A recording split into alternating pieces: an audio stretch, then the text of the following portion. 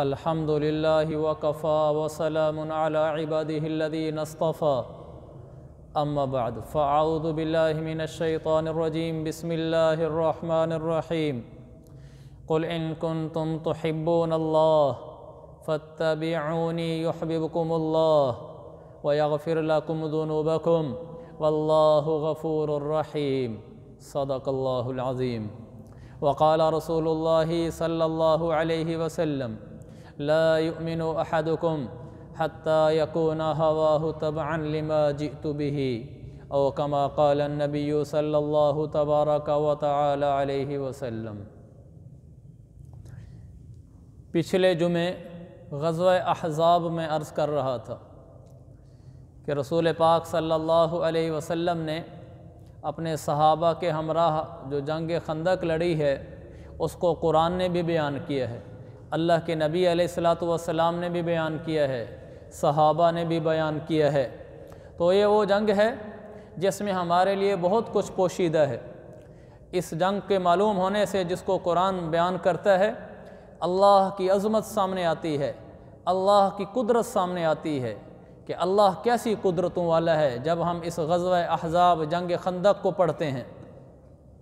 और दूसरा ये सामने आता है कि सहाबा ने किस कदर अपने आप को मशक्क़तों में डालकर हज़ूर सल्लल्लाहु अलैहि वसल्लम की इताअत और फर्मा बरदारी की थी, और सहाबा ने किन मुश्किल हालात में अपने आप को अल्लाह के नबी की ग़ुलामी में डाल दिया था, और सहाबा ने किस तरह दुख सुख में हज़ूर का साथ दिया था, कैसे ईमान उनके सीनों में रासिख़ था कि कोई सर्दी, कोई मशक्क़त, कोई गुर्बत, कोई फ़क्र, घर से बेघर होना उनको दीन से नहीं हटा सकता था, बल्कि उनको इताअत सुन्नत से भी नहीं हटा सकता था।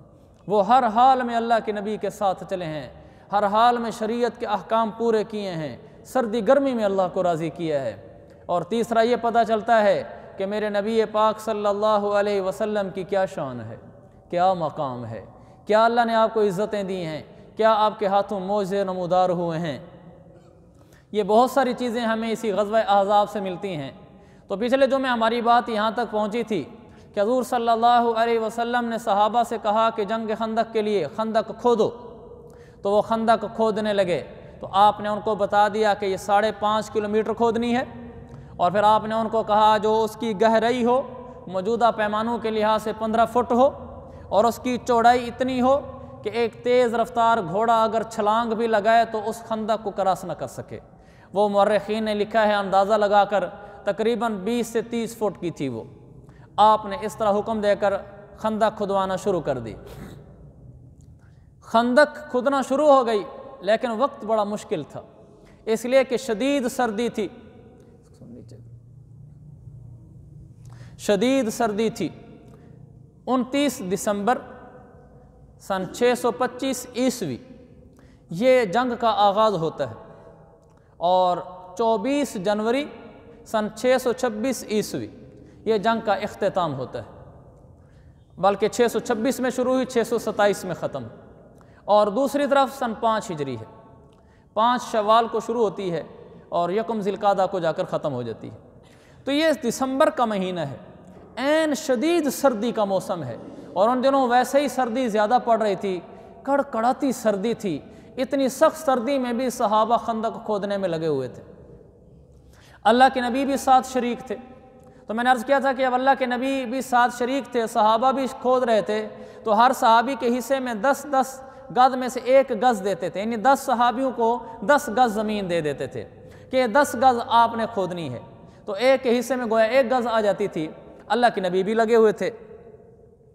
इसी दौरान जो 1 गज़ हज़रत सलमान फ़ारसी को मिला, उसमें एक खंदक खोदने के दौरान चट्टान आ गई। उन्होंने तोड़ने की कोशिश की, उनसे टूटी नहीं। उन्होंने कुछ और सहाबा को बुला लिया, उनसे भी नहीं टूटी। कहा अल्लाह के रसूल की बारगाह में हाज़िरी देते हैं। वो आए वहाँ और अल्लाह के रसूल से कहा या रसूल आप तशरीफ़ लाएँ। एक चट्टान दरमियान में आ गई, चट्टान यानी बहुत बड़ा पत्थर, एक बहुत बड़ा पत्थर दरमियान में आ गया है, वो टूट नहीं रहा, आप तशरीफ़ लें। आप सल्लल्लाहु अलैहि वसल्लम तशरीफ़ लाए। साहबा कहते हैं कि आपने पेट पर पत्थर बांध रखे थे, मेरा नबी भूखा था, लेकिन आप तशरीफ़ लाए। आपने उनसे कुदाल मंगवाया, پھر آپ نے کدال لے کر جو مارا اس کے اوپر، اس کا 1/3 تیسرا حصہ ٹوٹ گیا اور اس سے چنگاریاں نکلیں، تو آپ نے فرمایا مجھے ملک شام کے محلہ دکھلائے گئے ہیں، یہ ہمارے ہاتھوں فتح ہوگا۔ بڑی خوشی کی بات ہے، منافقین پیچھے ہنستے تھے۔ پھر آپ نے دوبارہ دوسری ضرب ماری تو پھر دوسرا حصہ اس کو ٹوٹ کے سائڈ پہ ہو گیا، تو آپ نے فرمایا مجھے ملک فارس یعنی ایران کے محلہ دکھلائے گئے، ہمارے ہاتھوں ایران فتح ہوگا۔ منافق ہنستے تھے چپکے سے۔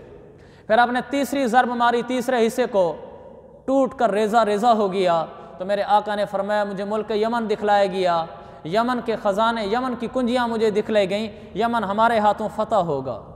منافق ہنستے تھے، کہتے تھے کہ حالت ہی یہ ہے، بھوک سے نڈھال ہیں، 10,000 کے لشکر کا مقابلہ نہیں ہے، اور اس کے لیے بھوک سے پیٹ پر پتھر باندھ رکھے ہیں، اور ہمیں خبریں دیتے ہیں شام فتح ہوگا، یمن فتح ہوگا، ایران فتح ہوگا۔ اور ایمان والوں کے ایمان پختہ ہوتے تھے کہ اللہ کے نبی جو کہہ رہے ہیں وہ حق ہے، وہ سچ ہے، بلّہ عقل کے خلاف ہے، مشاہدے کے بھی خلاف ہے، لیکن میرے نبی نے جو فرمایا وہ عقل کے کیا، دنیا جہان کی عقلوں کے بھی خلاف ہو تو وہی حق ہے۔ تو آپ علیہ السلام کی اس بات سے صحابہ کے ایمان میں اضافہ ہوتا تھا، لیکن منافقین اس کے اوپر ہنستے تھے۔ مگر یہ ہوا، میرے آقا نے جو فرمایا وہی ہوا، شام فتح ہوا، یمن فتح ہوا، ایران فتح ہوا، مسلمانوں کے ہاتھوں فتح ہوا۔ اللہ کے نبی کا وہ کہنا ایسے تھا جیسے آج کے زمانے میں کوئی مسلمان عالم اٹھ کر یہ کہنا شروع کر دے کہ چند سالوں بعد امریکہ ہمارے ماتحت ہوگا، بس یہ چند سالوں بعد چین ہمارے ماتحت ہوگا، روس اور جاپان ہمارے ماتحت ہوں گے، ان کے اوپر ہماری حکومت ہوگی، ہمارا روپیہ کی کرنسی چلتی ہوگی، یہ ہمارے ماتحت ہوں گے۔ جیسے یہ عجیب لگتا ہے اس زمانے میں، ایسے میرے نبی کا یہ بول اس زمانے میں بالکل عجیب تھا، اس میں کوئی شک نہیں، لیکن اس زبان پہ یعنی اللہ کے رسول کی زبان پہ جو جاری ہوتا تھا، ما ينطق عن الهوى ان هو الا وحی یوحى، اس زبان رسالت پہ سوائے قرآن کے خدا کے فرمان پہ اور کچھ جاری نہیں ہوتا، میرے رب کا فرمان ہوتا ہے، وہی ہوتی ہے، وہی اس زبان پہ جاری ہوتا ہے۔ تو اللہ تعالیٰ کے نبی نے یہ بتایا، منافقین نے اس پر باتیں بھی کی، بعض جگہ لکھا ہے کہ منافقین نے اسی موقع پر کہا تھا ما وعدنا اللہ ورسولہ الا غرورا، یہ اللہ رسول تو ہم سے وعدے نہیں کرتے، ہمیں دھوکے دیتے ہیں۔ یہ کیسا وعدہ کر رہے ہیں کہ شام فتح ہوگا، یمن فتح ہوگا، ایران فتح ہوگا؟ ایمان والوں کا ایمان بڑھ گیا، منافقوں کے ایمان پہلے ہی نہیں تھا، تو انہوں نے اللہ کے رسول کے خلاف باتیں کرنا شروع کر دیں، لیکن میرے رب نے سچ کر کے دکھلایا۔ ایک وقت آیا کیسر و کسریٰ کے خزانے مسلمانوں کے قدموں میں ڈھیر ہوئے۔ مسجد نبوی میں حضرت عمر کے زمانے میں کیسر و کسریٰ کے اتنے خزانے پڑے ہوئے تھے کہ ایک آدمی خزانے کے اس طرف کھڑا ہو، دوسرا پرلی طرف کھڑا ہو، تو ان میں سے ایک کو دوسرے کا سر نظر نہیں آتا تھا، خزانوں سے مسجد نبوی میں ڈھیر لگا ہوتا تھا۔ یہ حق تھا، سچ تھا جو میرے آقا نے فرمایا تھا کہ ہمارے ہاتھوں فتح ہوگا، یعنی ہم مسلمانوں کے ہاتھوں یہ فتح ہوگا ایک دن۔ خیر اسی دوران جب جنگ کھودی جا رہی تھی تو حضرت جابر بن عبداللہ نے دیکھا کہ اللہ کے نبی نے پیٹ پہ پتھر باندھا ہوا ہے، یہ واقعہ پچھلے دفعہ سنایا تھا۔ حضرت جابر بن عبداللہ نے دیکھا، کیونکہ درمیان میں واقعہ چھوڑ گیا تھا، مجھے یاد نہیں کہ سنایا تھا کہ نہیں سنایا تھا۔ حضرت جابر بن عبداللہ نے دیکھا کہ اللہ کے نبی نے پیٹ پہ پتھر باندھا ہوا ہے، بھوک ہے، صحابہ سے تو اللہ کے نبی کی تکلیف برداشت نہیں ہوتی تھی۔ سیدھے گھر گئے اور جا کر کہا اہلیہ سے کچھ ہے گھر میں کھانے کو؟ انہوں نے کہا 1 سا، تقریباً کوئی وہ 3 ساڑھے 3 سیر کا ہوتا ہے، کہا وہ 3 ساڑھے 3 سیر جو پڑے ہوئے ہیں اور کچھ بھی نہیں ہے گھر میں۔ یہ غربت تھی صحابہ میں، اور گھر میں کچھ بھی نہیں ہے، اور گوشت کوئی سالن پکانے کے لیے جانور، بکری بھی نہیں، بکری کا بچہ کھڑا ہوا ہے۔ تو حضرت جابر نے کہا میں بکری ذبح کرتا ہوں، تم اس کو پیسو اور آٹا بناؤ اس کا۔ انہوں نے آٹا بنا دیا، اس کو پیس دیا، اس کو انہوں نے جلدی سے بکری کا بچہ ذبح کیا، اس کا گوشت بنا دیا، بیوی کو کہا کہ اس کا تم پکاؤ، اس بکرے کو سالن پکاؤ، میں اللہ کے نبی کو بلا کے لاتا ہوں۔ تو جب باہر نکلنے لگے تو ان کی بیوی نے پیچھے سے آواز دی جابر، انہوں نے کہا جی، کا خیال کرنا تھوڑے سے جو ہے، تھوڑی سی بکری ہے، حضور سے کہنا کہ چند آدمی ساتھ لے کر آ جائیں، ایسا نہ ہو کہ گھر میں شرمندگی ہو بعد میں۔ انہوں نے کہا ٹھیک ہے۔ وہ گئے اللہ کے رسول سے کان میں جا کر کہا یا رسول اللہ تھوڑا سا سالن ہے، بس تھوڑی سی روٹیاں ہیں، آپ چند صحابہ کو 2-4 کو ساتھ لے کر آ جائیں۔ اور انہوں نے اچھا، آپ نے سارے صحابہ میں اعلان کر دیا کہ جابر نے کھانا پکایا، سارے آ جاؤ۔ جابر تو پریشان ہو گئے، تو انہوں نے کہا یا رسول اللہ تھوڑا سا پکایا تھا۔ آپ نے فرمایا جابر گھر جاؤ، جب تک میں نہ آؤں روٹی نہ پکانا، جب تک میں نہ آؤں اوپر سے کپڑا نہ ہٹانا۔ دیہاتوں میں پرات آٹے والی ہوتی ہے، اس کے اوپر کپڑا ڈال دیتے ہیں روٹی پکانے سے پہلے ہی، وہ تھوڑا تھوڑا آٹا نکالتے رہتے ہیں، کپڑا پیچھے کرتے رہتے ہیں۔ تو اللہ کے نبی نے فرمایا میں جب تک نہ آؤں روٹی نہیں پکانی، دوسرا جب تک میں نہ آؤں ہنڈیا کو نیچے نہیں اتارنا دیگچی کو چولہے سے۔ کہ جی ٹھیک ہے۔ گھر گئے، بیوی سے کہا کہ سارے آ رہے ہیں، کہا آپ نے بتایا نہیں تھا؟ کہا بتایا تھا۔ کہا پھر بھی آ رہے ہیں؟ کہا پھر بھی آ رہے ہیں۔ کہا پھر آنے دو، اگر اللہ کے نبی نے بلایا ہے تو آنے دو۔ کہا یہ کہا ہے اللہ کے رسول نے آٹے سے روٹی نہ پکانا، ہنڈیا کو چولہے سے نیچے نہ اتارنا۔ کہا ٹھیک ہے۔ اللہ کے رسول سارے صحابہ کو لے کر چلے گئے۔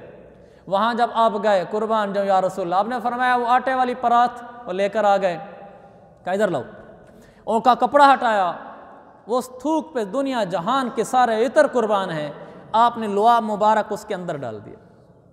پھر آپ نے فرمایا اب پکاؤ، ہنڈیا لاؤ، ہنڈیا لائی گئی، ڈھکن ہٹاؤ، ڈھکن ہٹایا گیا، کہ آپ نے اپنا لعاب مبارک اندر ڈال دیا۔ وہ نبی کا لعاب بھی کیا لعاب ہوگا، وہ تھوک بھی کیا تھوک ہوگی کہ جس نے وہ کرشمے کر دکھلایا جو دنیا جہان کے آج کوئی چیز نہیں کر سکتی۔ کون سا کیمیکل ایسا ہے، کون سی چیز ایسی ہے کہ 10 آدمیوں کا آٹا 1000 سے زیادہ کو کافی ہو جائے، 10 آدمیوں کا سالن 1000 سے زیادہ کو کافی ہو جائے۔ میرے آقا نے اوپر تھوک مبارک لعاب مبارک ڈال کر ڈھکن دلوا دیا، وہاں آٹے میں لعاب مبارک ڈال کر کپڑا ڈلوا دیا، کہا اب پکاؤ اور ہنڈیا میں سے سالن نکالو۔ صحابہ آتے گئے کھاتے گئے، آتے گئے کھاتے گئے، سارے کھا کے 1000 سے زیادہ تھے، سارے کھا کر چلے گئے۔ حضرت جابر کہتے ہیں صحابہ کے جانے کے بعد ہم کپڑا اٹھاتے ہیں، ہم نیچے سے آٹا دیکھتے ہیں تو اتنا تھا جتنا پہلے ہی تھا، اس میں کوئی کمی نہیں آئی۔ کہا پھر ہم ہنڈیا کا ڈھکن اٹھاتے ہیں، ہم اندر سے سالن دیکھتے ہیں، وہ اتنا تھا جتنا پہلے تھا، اس میں ایک لقمہ بھی کم نہیں ہوا تھا۔ قربان جاؤں یا رسول اللہ، آپ وہ ہستی ہیں کہ دنیا جہان آپ کے قدموں کے آگے ہیچ ہے، ڈھیر ہے، آپ کے معجزات کون کیا بیان کرے گا۔ کھانا کھا کے واپس آ گئے، یہاں پھر خندق کھودی جا رہی ہے، سخت شدید سردی تھی، میں نے جیسے پہلے بتایا دسمبر کے دن چل رہے تھے اور کڑکڑاتی سردی تھی، بھوک اوپر سے علیحدہ تھی، لیکن اللہ کے نبی اس سب کے باوجود صحابہ کے ساتھ شریک تھے۔ ایسے نہیں کہ آپ نے آرڈر دے دیا خود بیٹھ گئے، آپ اشعار پڑھتے تھے، آپ کہتے تھے اللہم لا عیش الا عیش الآخرہ، اے اللہ زندگی تو آخرت کی زندگی ہے، اللہم اغفر للانصار والمہاجرہ، اے اللہ میرا ساتھ دیا ہے مدینہ کے انصار نے، ان کی مدد کرنا، مغفرت کرنا، والمہاجرہ، مہاجر میرے لیے اپنا گھر بار مکہ چھوڑ کر آ گئے تھے، اللہ میرے ساتھ چل رہے ہیں، ان کی بخشش فرما دے۔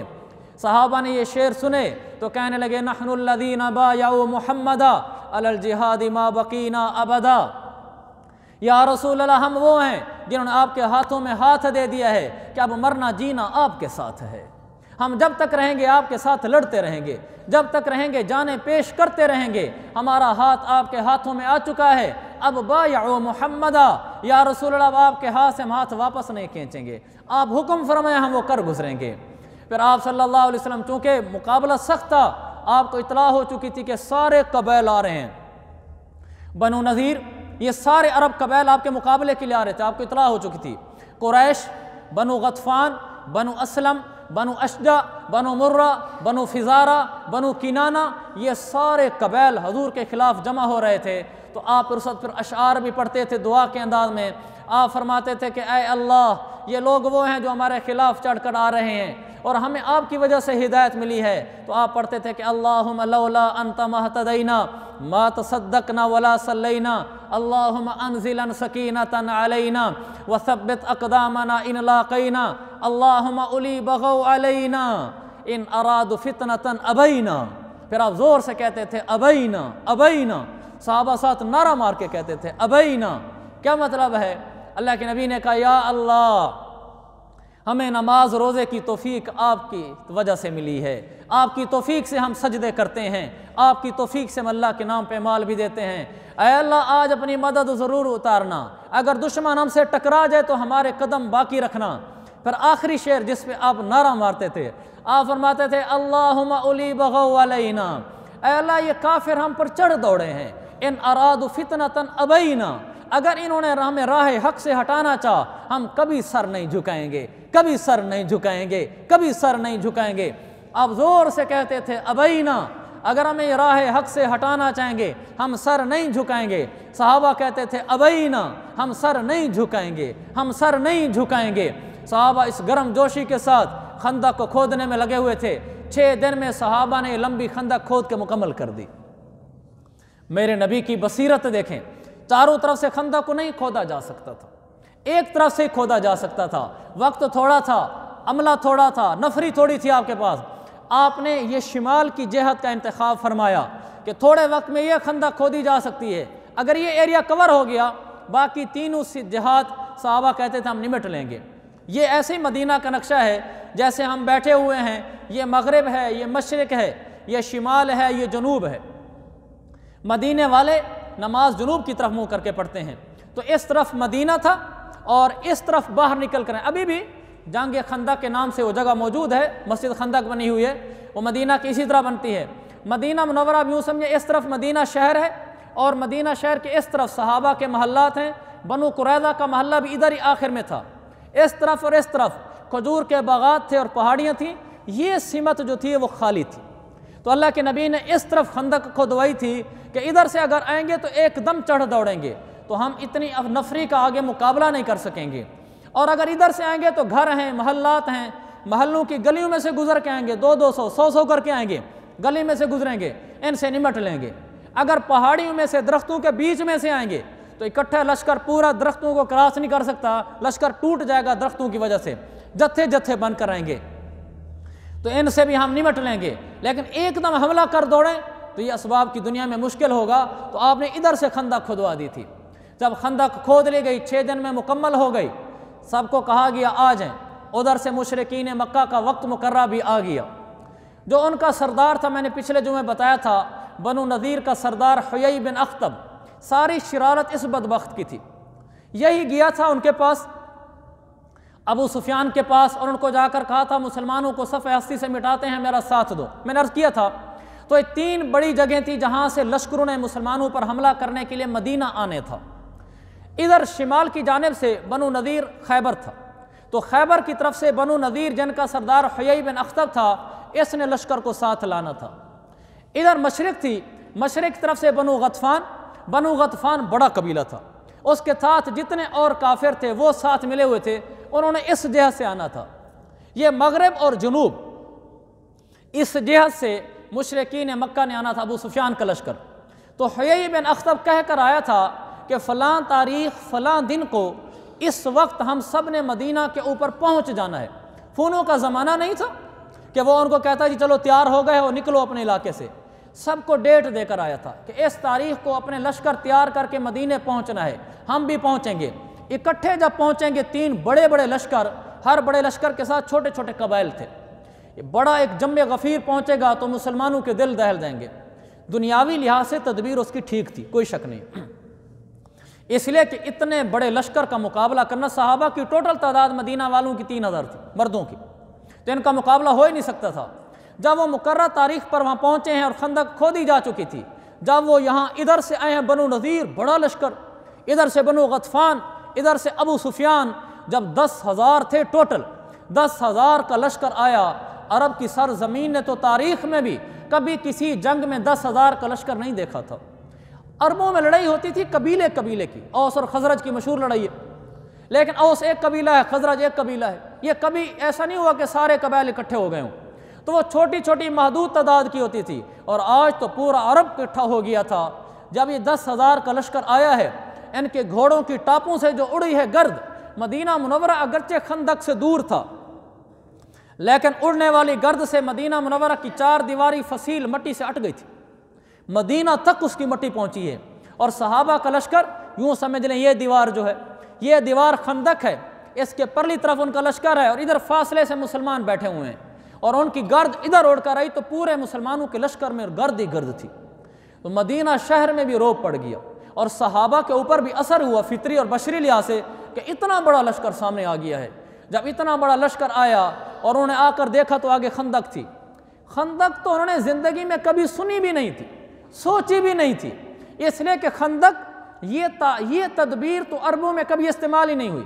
یہ عجم میں استعمال ہوتی ہے میدانی علاقوں میں، اس لیے کہ خندق کھودنا مشکل ہے۔ انہوں نے تو دیکھی خندق پہلی دفعہ، اور خندق عربی کا لفظ ہی نہیں ہے، یہ فارسی کا لفظ ہے، کندہ ہے اصل میں، کندہ سے اس کو معرب کیا گیا، خندق بنایا گیا۔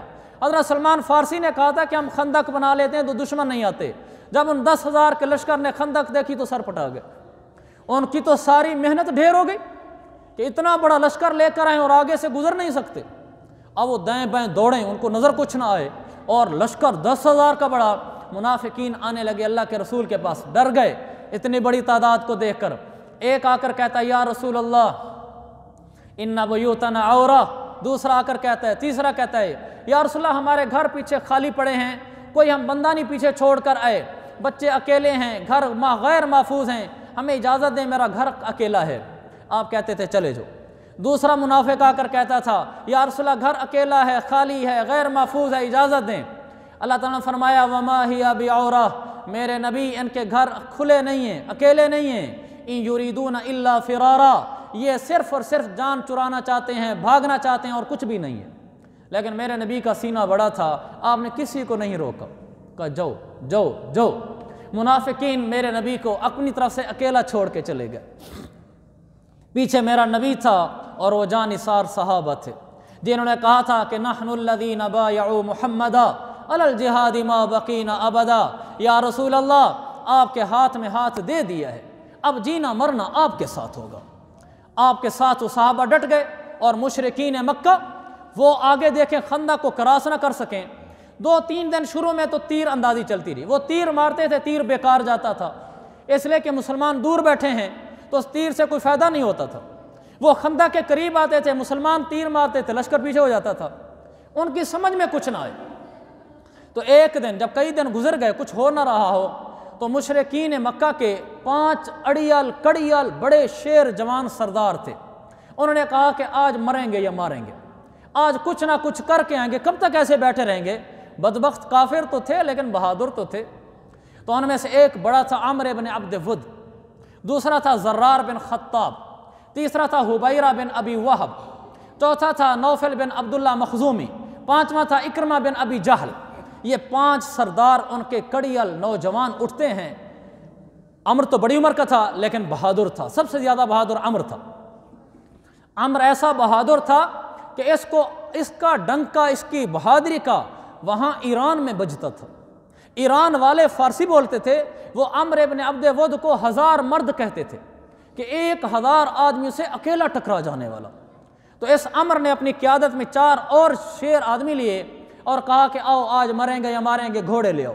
یہ سارے گھوڑے پر آئے، اسلحہ سے لیس ہوئے، انہوں نے ساری خندق کا راؤنڈ لگایا کہ پوری خندق میں کوئی جگہ ایسی ہے جہاں سے چھلانگ لگا لیں۔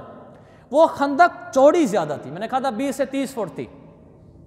یہ کہتے تھے چھلانگ لگائیں گے تو نیچے گر جائیں گے، تو ان کو سمجھ کچھ نہ آ رہا ہو کہ اب کیا کریں۔ تو یہ پوری خندق کے گرد ان کے گھوڑے ہنہنائیں اٹھیں، یہ اس کو ایڑ لگاتے تھے تو گھوڑا اٹھتا تھا، گھوڑا اٹھتا تھا تو آگے جگہ نہیں ہوتی تھی چھلانگ لگانے تھی، یہ دوڑ رہے ہوں خندق کے آر پار، خندق کی پرلی طرف۔ تو ایک طرف سے عمرو بن عبد ود پہنچ کر دیکھتا ہے خندق کی چوڑائی نسبتاً باقی جگہ سے کم ہے، تو اس نے چاروں کو بلایا کہ زرار ادھر آؤ، اکرمہ ادھر آؤ، نوفل ادھر آؤ، حبیرہ ادھر آؤ۔ چاروں کو بلایا، یہ چاروں اکٹھے ہو گئے۔ وہاں سے خندق کی چوڑائی کم تھی، اس نے کہا کہ پہلے میں یہاں سے چھلانگ لگاتا ہوں، گھوڑے کی چھلانگ لو، پھر تم میرے پیچھے آنا۔ یہ وہاں 5 اکٹھے ہو گئے، اور جو عمر تھا اس نے پیچھے ہو کر گھوڑے کو پیچھے دے کر دوڑ لگوائی۔ دور سے جب گھوڑا دوڑتا ہوا آیا تو وہ جو نسبتاً کم چوڑائی تھی، جب اس نے چھلانگ لگوائی تو واقعی گھوڑا فلائی کر گیا، گھوڑا پار ہو گیا۔ پیچھے والے چاروں کے حوصلے بلند ہو گئے، انہوں نے کہا آج پار ہیں۔ پھر پیچھے زرار آیا، حبیرہ آیا، چاروں آئے پیچھے، انہوں نے چھلانگ لگائی اور خندق کراس ہو گئی۔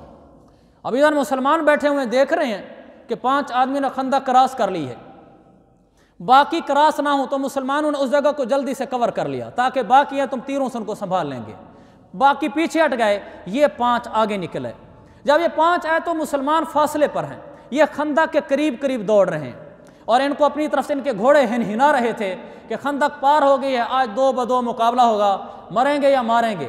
اور عمر نے منت مانی ہوئی تھی، جنگ خندق، جنگ بدر میں عمرو بن عبد ود شریک تھا، اس کی جنگ کے دوران اس پر ایک تلوار کا وار کیا کسی صحابی نے، تو اس کو تلوار لگی تھی، زخم آ گیا تھا، تو یہ بھاگ گیا تھا وہاں سے۔ بھاگ کر جب مکہ پہنچا تو پیچھے جب مشرکین مکہ شکست کھا کر پہنچے تو اس کی خبر وہاں پہنچی ہوئی تھی کہ عمر بھاگ کر آیا ہے، تو اس کو وہاں بڑے تانے ملے تھے، عورتوں نے بھی تانے دیے، کہا بھاگ آیا ہے۔ تو اس نے قسم کھائی تھی، کہا مجھے میرے رب کی قسم، اللہ کو مانتے تھے، کہا مجھے میرے رب کی قسم جب تک محمد سے انتقام نہیں لوں گا سر پہ تیل نہیں لگاؤں گا۔ عرب سر پہ تیل لگاتے تھے، خشک علاقہ ہے، کہا سر پہ تیل نہیں لگاؤں گا جب تک بدلہ نہیں لوں گا۔ تو یہ غصے میں زیادہ بفرا ہوا تھا، خوش بھی زیادہ تھا جب خندق کراس کر آیا۔ تو جب یہ خندق کراس کر کے آئے ہیں تو عمر سب سے پہلے للکارتا ہے مسلمانوں کو، کہتا ہے کہ من یبارز، ہے کوئی مئی کا لال میرے سامنے آئے۔ اب ادھر سے مسلمان سن رہے ہیں، واقعہ تھوڑا سا لمبا ہے اور وقت اوپر ہو گیا ہے، انشاءاللہ اس کو اگلے جمعے عرض کریں گے۔ اللہ تعالیٰ صحابہ کی زندگی سے میں سبق سیکھنے والا بنائے۔